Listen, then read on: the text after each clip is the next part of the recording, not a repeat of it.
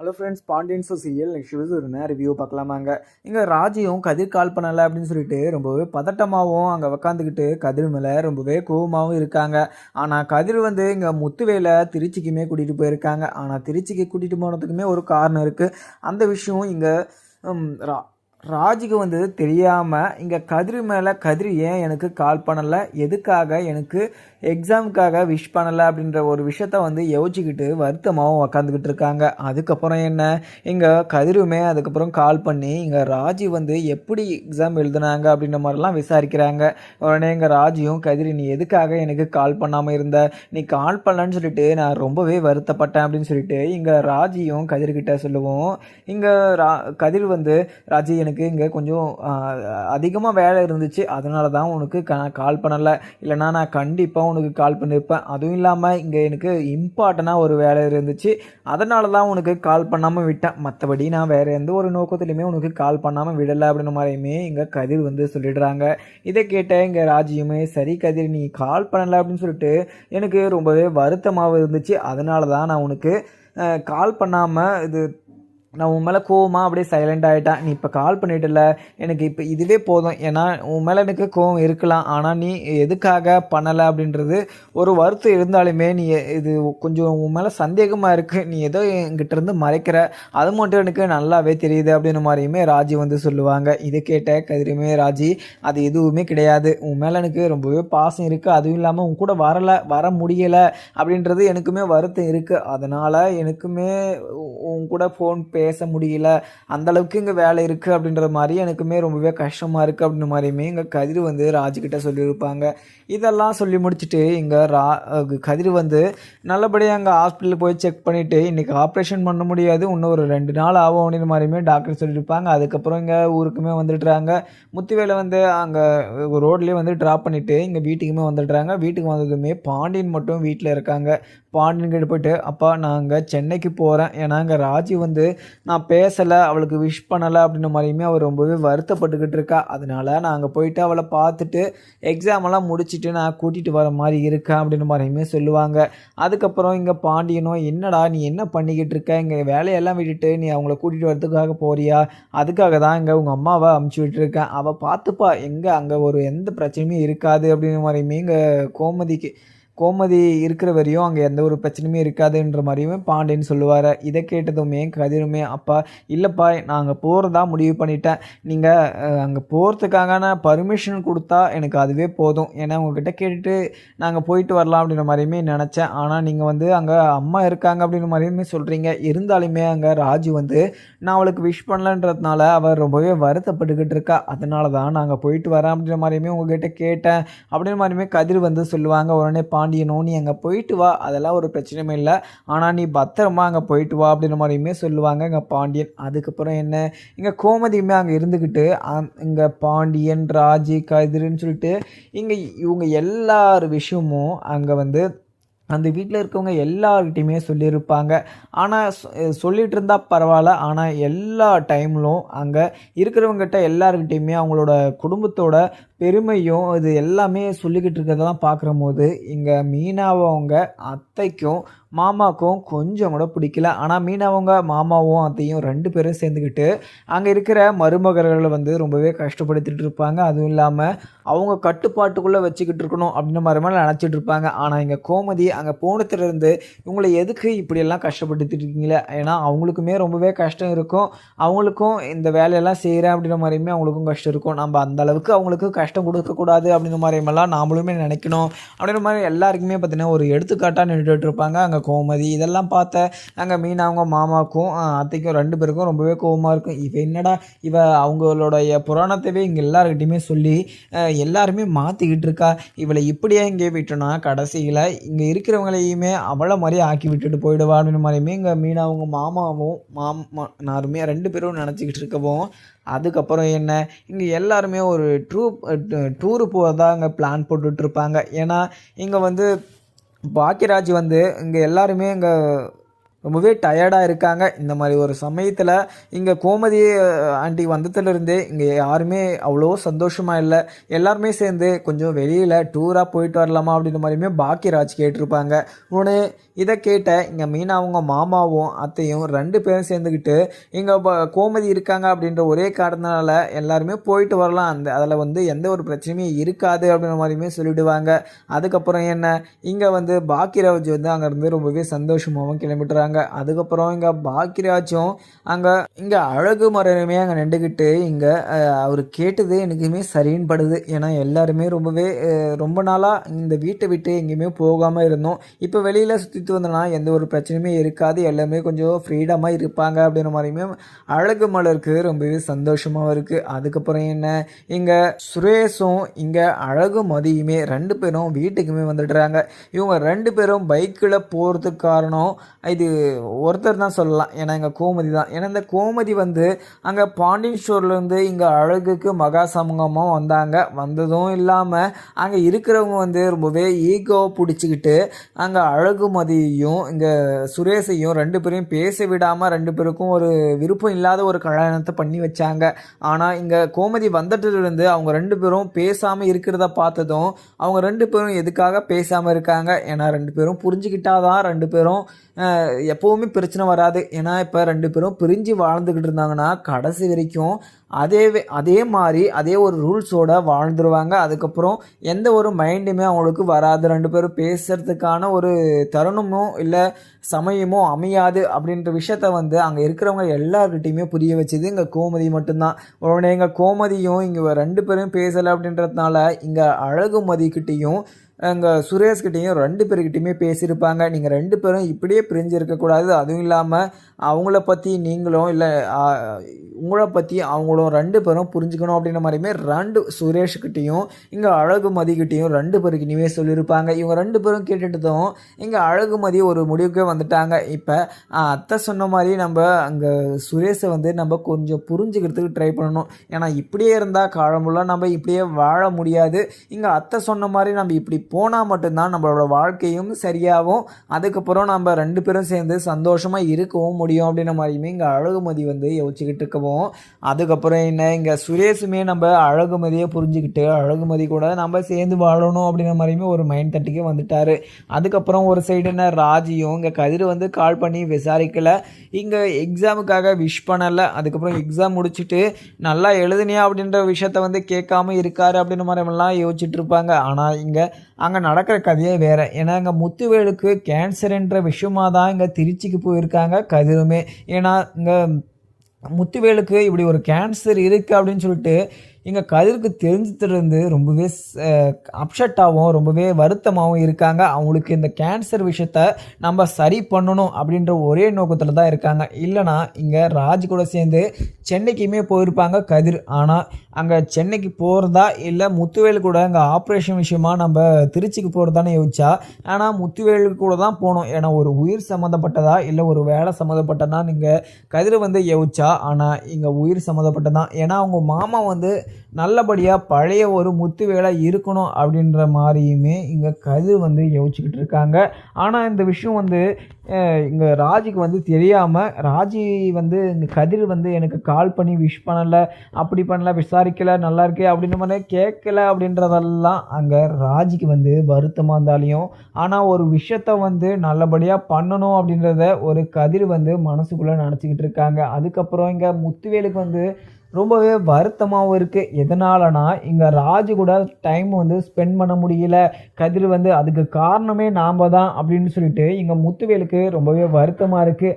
அது இல்லாமல் இங்கே லிவர் கேன்சர் அப்படின்னு சொல்லிட்டு இங்கே முத்துவேலுக்கு டாக்டர் சொன்னதுலேருந்தே முத்துவேலுக்கு ரொம்பவே வருத்தமாகவும் யாருக்கிட்டையுமே அந்தளவுக்கு டீப்பாக பேசாமல் பழகாமல் அந்த ஒரு கேன்சர் விஷயத்தவே நினச்சிக்கிட்டு வருத்தப்பட்டுக்கிட்டு இருக்காங்க. அந்த விஷயம் வந்து இங்கே முத்துவேலுக்கு மட்டும்தான் தெரியும். அதுக்கப்புறம் இங்கே முத்துவேல் வீட்டில் வடிவு மாறி அப்போத்தான்னு சொல்லிட்டு இங்கே முத்துவேல் வந்து நடவடிக்கை சரியில்லை, கொஞ்ச நாளாக அவனோட நடவடிக்கை எனக்கு ரொம்பவே சந்தேகமாக இருக்குது அப்படின்னு சொல்லிட்டு அவங்க வீட்டில் நினச்சிட்டு இருந்தாலுமே, ஆனால் இதுதான் விஷயம் அப்படின்னு சொல்லிட்டு அந்த வீட்டில் இருக்கவங்க யாருக்குமே தெரியாது. எதனாலனா அவங்க முத்துவேலுக்கு இப்படி ஒரு பிரச்சனை இருக்குன்னு முத்துவேலுமே சொல்லலை. ஆனால் அந்த வீட்டில் இருக்கவங்க யாருக்குமே தெரியாது. அதனால் அவங்களுக்கு ஒரு நிம்மதியாகவும் இருக்கு. ஆனால் இங்கே முத்துவேலுக்கு லிவர் கேன்சர் இருக்குது அப்படின்னு சொல்லிட்டு அந்த வீட்டில் இருக்க வடிவு மாறி அப்பத்தான்னு சொல்லிட்டு இவங்க 3 பேருக்கும் தெரிய வந்துச்சுன்னா அவங்க ரொம்பவே வருத்தப்படுவாங்க. அதுவும் இல்லாமல் இங்கே சக்திவேலுக்கு மிகப்பெரிய ஒரு குழு கிடச்சிருக்குன்னு சொல்லலாம். ஏன்னா இங்கே கதிருக்கு வந்து 10 லட்சத்தை சொலையா இங்கே முத்துவேல் வந்து அமுச்சு விட சொல்லியிருப்பாங்க. அந்த 10 லட்சம் வந்து ஆப்ரேஷன் விஷயமா அவங்க அமுச்சு விட சொல்லியிருப்பாங்க. ஆனால் இந்த 10 லட்சம் வந்து கதிருக்கு எதுக்காக போச்சு அப்படின்ற விஷயத்த வந்து இங்கே சக்திவேல் வந்து யோசிச்சுக்கிட்டு இருக்காங்க. அவங்க எதுக்காக யோசிச்சுக்கிட்டு இருக்காங்கன்னு இப்பவுமே ஒரு உதாரணமும் இருக்குது. ஏன்னா இங்கே முத்துவேல் அண்ணன் நம்மளுக்கு தெரியாமல் அவருக்கு சேர வேண்டிய சொத்தெல்லாம் இங்கே கதிர் பெருமழை மாற்றணும். அப்படி இல்லைனா இங்கே கதிர்கிட்ட அவருக்கு பேசிக்கிட்டு இருக்காரு. இப்போ கதிருக்கு என்னென்ன பண்ணணுமோ அதெல்லாம் பண்ணிக்கிட்டு இருக்காரு. இதுக்கெல்லாம் காரணமே இங்கே ராஜி மட்டும்தான். ஏன்னா ராஜி சந்தோஷமாக இருக்கணும் அப்படின்ற ஒரே காரணத்தினால முத்துவேல் அண்ணன் அவங்க மேலே இந்த நம்மளுக்கு சேர வேண்டிய மொத்த சொத்தையுமே அவர் மேலே எழுதி வைக்கலாம் அப்படின்ற மாதிரியுமே முடிவு பண்ணி வச்சுட்டு இருக்காரு. இந்த விஷயத்தில் நம்ம அவர்கிட்ட பேசி நம்ம எதனா ஒரு முடிவுக்கும் வந்தே ஆகணும். நம்மக்கிட்ட கேட்காம அந்த கணக்குலேருந்து 10 லட்சம் 5 லட்சம் 2 லட்சம்னு சொல்லிட்டு அங்கேருந்து எடுத்துக்கிட்டே இருக்காரு. இந்த ஒரு சமயத்தில் நம்ம இப்படியே விட்டோம்னா கடைசியில் நம்ம நாமம் போட்டு தான் போக வேண்டியது இருக்கும். குமார், நம்ம டீப்பாக நம்ம இந்த விஷயத்தில் வந்து யோசிக்கணும். ஏன்னா 10 லட்சத்தை அங்கே கதிர் பேரும் இது இப்போ கதிர் அக்கௌண்ட்லேருந்து ட்ரான்ஸ்ஃபர் ஆகிருக்குன்னா இந்த காரணமும் எனக்கு தெரியல. அதுவும் இல்லாமல் அவர் டாக்குமெண்ட்டையும் எல்லாம் எடுத்துக்கிட்டு ரொம்ப நல்லா அவர் வெளியில் போயிட்டுருக்காரு. எதனால போகிறாரு, எதுக்காக போகிறாரு, எதுக்காக வராருன்னு சொல்லிட்டு நம்மளுக்கு எதுவுமே தெரியல. இந்த விஷயத்த நம்ம தெரிஞ்சுக்கணும். அது இல்லாமல் அவர் எங்கே இருக்கார், என்ன பண்ணிக்கிட்டு இருக்காருன்னு சொல்லிட்டு நம்ம விசாரிச்சே ஆகணும். குமார், அவர் இப்படியெல்லாம் பண்ணுறதுக்கு காரணம் அங்கே கதிர் மட்டும்தான். கதிரும் ராஜ்யம் 2 பேரும் நல்லா இருக்கணும் அப்படின்ற ஒரே காரணத்தினால தான் அவரெல்லாம் இது மாதிரி பண்ணிக்கிட்டு இருக்காரு. நம்ம இப்படியே விடக்கூடாது. ஏன்னா நம்ம இப்படியே விட்டோன்னா நம்மளுக்கு சேர வேண்டிய சொத்து ஒரு சென்ட் கூட நம்மளுக்கு வந்து சேராது அப்படின்ற மாதிரியுமே எங்கள் சக்திவேல் சொல்லிட்டுறாங்க. இதை கேட்ட குமாரும், அப்பா இல்லைப்பா, அவர் இது மாதிரிலாம் பண்ண மாட்டார். அவர் வந்து இங்கே பாண்டியன் மாமா வந்து அவர் 10 லட்சம் கேட்டதுனால அந்த 10 லட்சம் வந்து அர்ஜென்ட்டாக கேட்டிருப்பாங்க, இல்லை கடமாக கேட்டிருப்பாங்க. அதனால இங்கே முத்துவேல் சித்தப்பா பெரியப்பா வந்து அந்த அமௌண்ட்டை எடுத்து கொடுத்துருப்பாரு. மற்றபடி நாம் எதுக்கு இது மாதிரிலாம் யோசிக்கிட்டு இருக்கணும் அப்படின்னு சொல்லிட்டு இங்கே குமாருமே சக்திவேல்கிட்ட சொல்லுவோம். சக்திவேல் வந்து இதை கேட்டுட்டு, குமார், நம்ம இந்த விஷயத்த வந்து நம்ம சீரியஸாலாம் எடுத்துக்காமல் இருக்கக்கூடாது. ஏன்னா அவர் வந்து எங்கேயோ போயிட்டுருக்காரு, எங்கே போகிறான்னு சொல்லிட்டு தெரியல. அதுவும் இல்லாமல் நம்ம அக்கௌண்ட்லேருந்து பணம் போனால் அவர் கணக்கை வந்து கரெக்டாக எழுதி வச்சிருவார். ஆனால் இப்போலாம் எழுதி எதுவுமே வைக்கிறது கிடையாது. அதனால் நம்ம இந்த விஷயத்தில் வந்து நம்ம சந்தேகப்படாமல் இருக்க முடியாது அப்படின்ற மாதிரியுமே சக்திவேல் வந்து யோசிச்சுக்கிட்டு இருக்காங்க. ஆனால் கடைசியில் அங்கே கதிரும் முத்துவேலும் எங்கே இருக்காங்க அப்படின்ற விஷயம் வந்து இங்கே முத்துவேலுக்குமே தெரிய வந்துடும். ஆனால் முத்துவேலுக்கு தெரிஞ்சதும் முத்துவேல் வந்து மனசே உடைஞ்சு போயிடுவார். ஏன்னா இங்கே அண்ணனுக்கு எதனா ஒன்றுனா நான் முன்னாடி நிற்க மாட்டேன்னா, அவருக்காக நான் எதுவுமே பண்ண மாட்டேன்னா அப்படின்ற ஒரு டிசைடுக்கே போயிடுவார். ஏன்னா இந்த 10 லட்சம் 5 லட்சம் 2 லட்சம்னு சொல்லிட்டு இது காணாமல் போனதுக்கு அவர் கொஞ்சம் கூட வருத்தப்பட மாட்டார். ஏன்னா அண்ணன் வந்து நல்லா இருக்கணும் அப்படின்ற ஒரே காரணத்தால் இங்கே கதிர்கிட்டையுமே பேசிகிட்டு இருப்பார். அதுக்கப்புறம் என்ன, இங்கே வந்து கோர்ட்டில் வந்து இறங்குமே இருந்திருக்கும். இங்கே சரவணனுக்கும் தங்கமயிலுக்கும் இவங்க 2 பேருக்கும் டிவோர்ஸ் வந்து ஆக போகுது அப்படின்னு சொல்லிட்டு இங்கே கோமதிக்கு வந்து ரொம்பவே வருத்தமாக இருந்திருக்கும். அந்த மாதிரி சுச்சுவேஷனில் இங்கே கோர்ட்டில் வந்து சரவணன் வந்து தங்கமயில் கூட என்னால் வாழ முடியாது, அவளுக்கும் எனக்கும் இருக்கிற உறவை என்றைக்கே முடிச்சு விட்டுருங்க அப்படின்னு மாதிரியுமே இங்கே சரவணன் வந்து சொல்லியிருப்பாங்க. அதுக்கப்புறம் இதை கேட்ட தங்கமயில் வந்து எனக்கும் அவருக்கும் எந்த ஒரு தொடர்பும் இல்லை, அதுக்கு மிஞ்சினதும் அவர் வந்து என் மேலே பாசமும் இல்லை, அவங்களுக்கு நான் நிறையவே தப்பு பண்ணியிருக்கேன், நிறையவே பொய் சொல்லியிருக்கேன், ஆனால் வீட்டில் சொன்னாங்க அப்படின்ற விஷயத்தினால சொன்னேன். ஆனால் இதுக்கு மேலே அவருக்கும் எனக்கும் எந்த ஒரு சம்மந்தமும் இல்லை, அவருக்கு டிவோர்ஸ் கொடுக்குறதுல எனக்கு மனப்பூர்வ சம்மந்தம் அப்படின்னு மாதிரியுமே இங்கே தங்கமயில் வந்து சொல்லிடுவாங்க.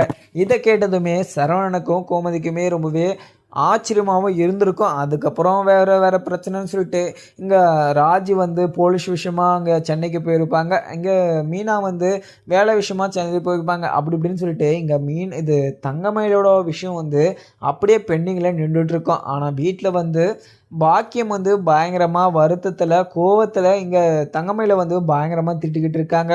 "உன்னோட வாழ்க்கை நல்லா இருக்கட்டும்" அப்படின்னு சொல்லிட்டு நான் நெனச்சு, உன் வாழ்க்கைய சரி பண்ணணும் அப்படின்றதுனால கோர்ட் வரையுமே வந்தேன். உன்கிட்ட நான் படிச்சு படிச்சு சொல்லிட்டு இருந்தேன். இந்த ஒரு டிவோர்ஸ் விஷயத்துல எனக்கு விருப்பம் இல்ல. இந்த டிவோர்ஸ்ல எனக்கு எனக்கு எந்த ஒரு சம்மந்தமும் இல்ல அப்படின்னு சொல்லிட்டு நீ சொல்லுவன்னு பார்த்தா, ஆனா உன்னோட வாழ்க்கைய நீயே கெடுத்து வச்சிருக்க அப்படின்றத எனக்கு எப்படி சகிச்சுக்கிறதுன்னு தெரியல. உன்னோட ஒரு குழந்தைய வச்சுக்கிட்டு உன்னால லைஃப்ல வாழ்ந்துற முடியுமா? அதுவும் இல்லாம ஒரு துணை இல்லாம உன்னால தனியா நிண்டு வாழ்ந்துற முடியுமா? அப்படின்ற மாரியுமே ரொம்பவே அந்த ஒரு பொண்ணோட வருத்தத்துல நிண்டு பேசிக்கிட்டு இருக்காங்க பாக்கியமும். இந்த விஷயம் வந்து மாணிக்கத்துக்குமே தெரிய வருது.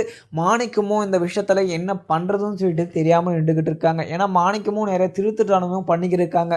ஏன்னா அங்க பாண்டியன் கடையில வேலை செஞ்சதும் இல்லாம அங்க இருக்கிற பணத்தையும் அங்க இருக்கிற பொருட்கள் எல்லாமே பார்த்தீங்கன்னா திருத்தலாம் பண்ணியிருக்காங்க. ஆனா இந்த விஷயம் வந்து பாண்டியனுக்கும் தெரியாது, கோமதிக்கு, இங்க சரவணனுக்கு, செந்தில், மீனா, ராஜன்னு சொல்லிட்டு இவங்க யாருக்குமே தெரியாது. ஆனால் இருந்தாலையும் அவங்க வந்து ஒன்றுத்துக்குமே பிரயோஜனம் இல்லாததா இருந்திருக்காங்க மாணிக்கம். ஏன்னா ஒரு பொண்ணோட வாழ்க்கை இப்போ நாசமாக போயிருக்கு. அந்த ஒரு பொண்ணோட வாழ்க்கையை சரி பண்ணணும் அப்படின்னு சொல்லிட்டு அங்கே மாணிக்கம் வந்து நினச்சிருந்துருக்கணும். ஆனால் மாணிக்கம் வந்து இன்னைக்கு வரைக்குமே அது மாதிரி நினச்சிருந்ததே கிடையாது.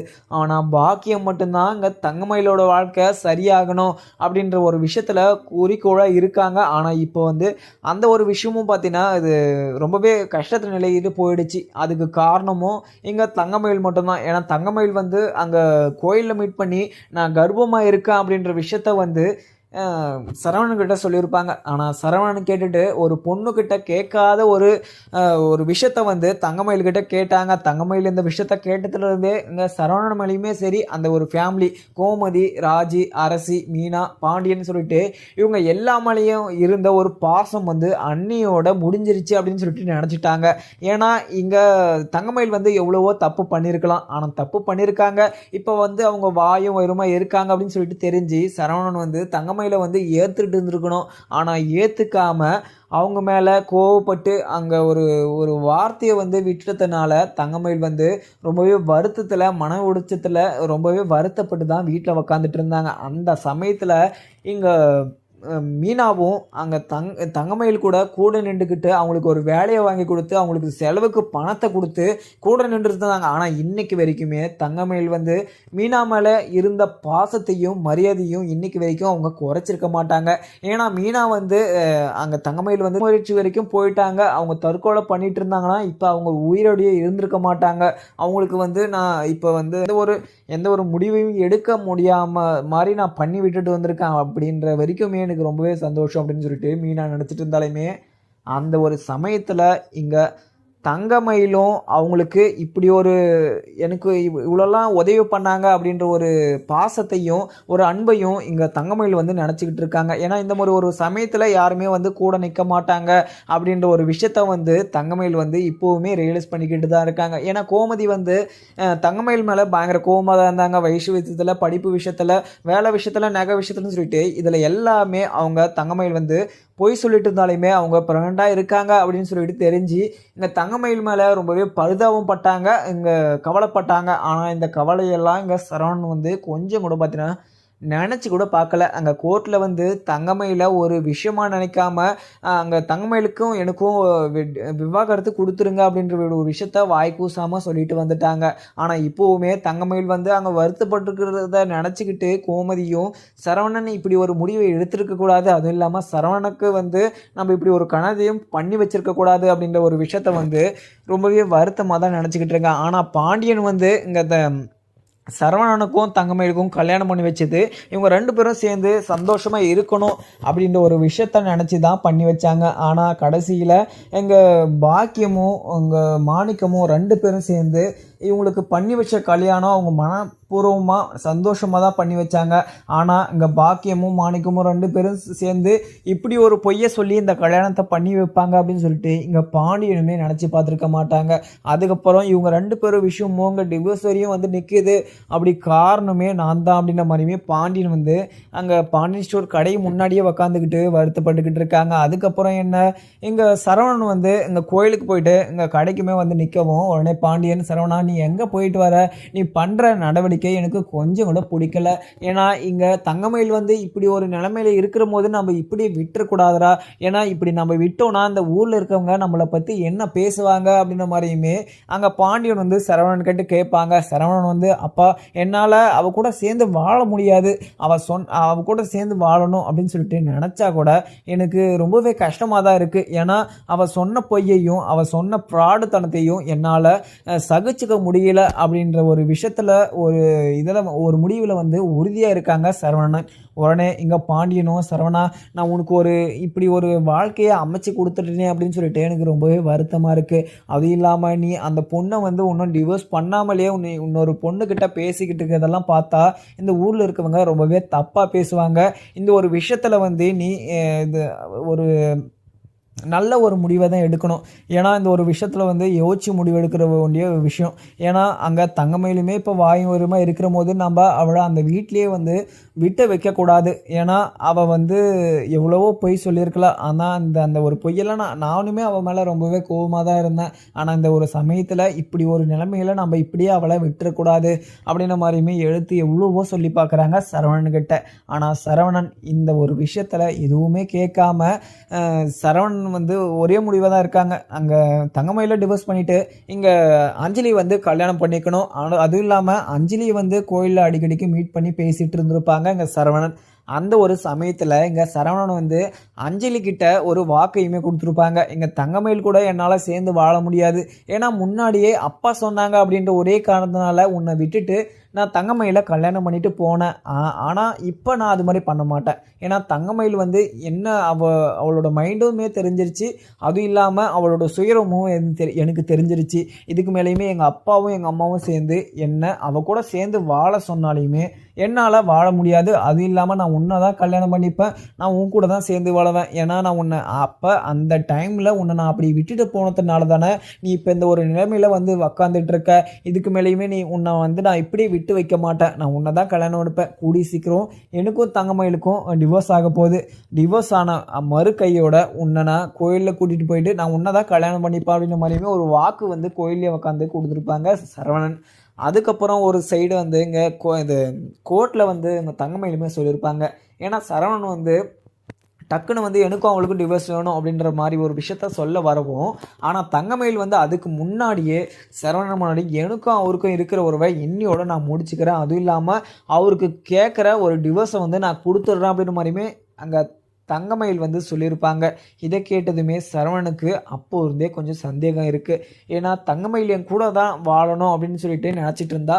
ஆனால் இந்த சமயத்தில் இப்படி சொல்கிறானா அவள் ஒரு ஃப்ராடுத்தனத்தை பண்ணி ஒரு பொய் சொல்லி இந்த வீட்டுக்குள்ளே வந்துடலாம் அப்படின்ற மாதிரிலாம் நினச்சிக்கிட்டு இருக்கா. ஆனால் இது கடைசி வரைக்கும் நடக்காது. ஏன்னா அவள் செஞ்ச தப்பையும் அவள் செஞ்ச துரோகத்தையும் நான் என்றைக்குமே மன்னிக்க மாட்டேன் அப்படின்ற ஒரு விஷயத்தில் வந்து இங்கே சரவணன் வந்து ஒரே முடிவாக இருக்காங்க. அதுக்கப்புறம் என்ன இங்கே அழகுமதியுமே வீட்டில் உட்காந்துக்கிட்டு கோமதி சொன்னதை நினச்சிக்கிட்டு இருக்காங்க. ஏன்னா இங்கே அழகுமதியும் சுரேஷும் 2 பேரும் பேசாமல் இருந்தாங்க. ஆனால் இவங்க 2 பேருக்கும் சேர்ந்து நடந்த கல்யாணம் வந்து அவங்களுக்கு பிடிக்காம தான் நடந்துருச்சு. இந்த மாதிரி அது அவங்களுக்கு தெரியாமல் இருந்தாலுமே அங்கே வந்து சென்னைக்கு போனதுலேருந்து இவங்களை பார்க்குற போது அவங்களுக்கு ரொம்பவே வருத்தமாக இருந்ததுனால ஒரு விஷயத்த வந்து அழகுமதியும் இங்கே சுரேஷையும் 2 பேரையும் மீட் பண்ணி ஒரு விஷயத்த சொல்லியிருப்பாங்க. நீங்கள் 2 பேரும் இருக்கிறதெல்லாம் பார்த்தா எனக்கு ரொம்பவே வருத்தமாக இருக்குது. அதுவும் இல்லாமல் நீங்கள் 2 பேரும் பேசிக்கிட்டு இருக்காத காரணம் வந்து எனக்கு தெரியாது. நான் இங்கே வந்ததுலேருந்து உங்களை 2 பேரையும் பார்க்குறேன். நீங்கள் 2 பேரும் பேசிக்க மாட்டீங்க, ஆனால் உங்களுக்கு 2 பேருக்கும் கல்யாணம் ஆகிடுச்சு. இதெல்லாம் நீங்கள் இப்படியெல்லாம் இருக்கக்கூடாது. உங்கள் 2 பேருக்குள்ளேயும் விரிசல் வந்துருச்சுன்னா அது கடைசி வரைக்குமே இப்படி இருந்துரும். ஆனால் நீங்கள் வந்து ஒரு விஷயத்தில் வந்து யோசிக்கணும். ஏன்னா நீங்கள் வந்து 2 பேரையும் மனசையும் நீங்கள் ஒருத்தருக்கு ஒருத்தருக்கு புரிஞ்சுனா மட்டும்தான் நீங்கள் 2 பேரும் சேர்ந்து வாழ முடியும் அப்படின்ற மாதிரியுமே கோமதி வந்து சொல்லுவோம். அதுக்கப்புறம் என்ன இங்கே சுரேஷுமே இந்த கோமதி சொன்ன விஷயத்த வந்து நினச்சிக்கிட்டு இருக்காங்க. அதுக்கப்புறம் இவங்க 2 பேரும் நினச்சிக்கிட்டு இவங்க 2 பேரும் கடைசியில் சேர்ந்து வாழ போகிறாங்க. அதுக்கப்புறம் என்ன இங்கே ராஜியுமே கதிர் வந்து ராஜுக்கிட்ட பேசலை, ஒரு விஷ் பண்ணலை, ஒரு எக்ஸாமுக்கு வந்து எழுத எழுத போகும்போது எனக்கு விஷ் பண்ணலை அப்படின்ற மாதிரியுமே அவங்க வருத்தப்பட்டுக்கிட்டு அங்கே கதிருக்குமே கால் பண்ணியிருப்பாங்க. ஆனால் கதிர் வந்து இங்கே ரீசன் வேறையாக சொல்லியிருப்பாங்க. எனக்கு அங்கே வேறு வேலை இருந்துச்சு, முக்கியமான வேலை இருந்ததுனால உனக்கு நான் கால் பண்ண முடியல அப்படின்ற மாதிரியுமே சொல்லியிருப்பாங்க. ஆனால் கதிர் வந்து அங்கே போன விஷயம் வந்து முத்துவேலுக்கு ஆப்ரேஷன் விஷயமாக தான் போயிருப்பாங்க. ஏன்னா முத்துவேல் வந்து இங்கே ராஜியோட அப்படின்றதோடைய தாண்டி இங்கே கோமதியோட அண்ணன் வந்து திருச்சி வரைக்குமே போயிருப்பாங்க. ஏன்னா திருச்சிக்கு போயிட்டு அந்த ஆப்ரேஷன் விஷயத்தில் இவங்களுக்கு வந்து கூடிய சீக்கிரம் ஆப்ரேஷன் பண்ணால் மட்டும்தான் அங்கே இவரை காப்பாற்ற முடியும், இல்லைனா இவரை காப்பாற்ற முடியாது அப்படின்ற ஒரு விஷயத்த வந்து அங்கே டாக்டருமே கதிர்கிட்ட சொல்லியிருப்பாங்க. கதிருமே இது கேட்டுட்டு திருச்சிக்குமே அவங்க ஃபுல் பாடியை வந்து செக் பண்ணுறதுக்காக திருச்சிக்கு கூட்டிகிட்டு போயிருப்பாங்க. ஆனால் இந்த விஷயம் வந்து ராஜிக்கு வந்து சுத்தமாக பார்த்தீங்கன்னா தெரியாது. ஆனால் தெரியாமல் அங்கே கதிரை வந்து ரொம்பவே தப்பாகவும் புரிஞ்சிருப்பாங்க. ஆனால் கடைசியில் இந்த ஒரு விஷயம் வந்து எல்லாருக்குமே தெரிய வரும்போது தான் அங்கே ராஜிக்குமே கதிரோட நல்ல ஒரு எண்ணங்களையுமே புரிஞ்சிக்க முடியும். அது இல்லாமல் அப்பத்தா வந்து இங்கே கதிர் பாண்டியன் வீட்டில் வந்து இருந்தாங்க. அங்கேருந்து கதிர் வந்து தப்பாக நினைப்பாங்க அப்படின்னு சொல்லிட்டு தெரிஞ்சியுமே கதிர் வந்து இந்த வீட்டில் வந்து அப்பத்தா இருக்கக்கூடாது அப்படின்னு சொல்லிட்டு ஒரு பிரச்சனை பண்ணி அந்த வீட்டில் இருந்து துரத்தி அமுச்சிருப்பாங்க இங்கே அப்பத்தாவையும். ஆனால் அப்பத்தாக்கும் தெரிய வந்திருக்கும் கதிர் வந்து எதுக்காக அந்த வீட்டில் இருந்து அமுச்சு விட்டாங்க அப்படின்ற விஷயத்தையும்.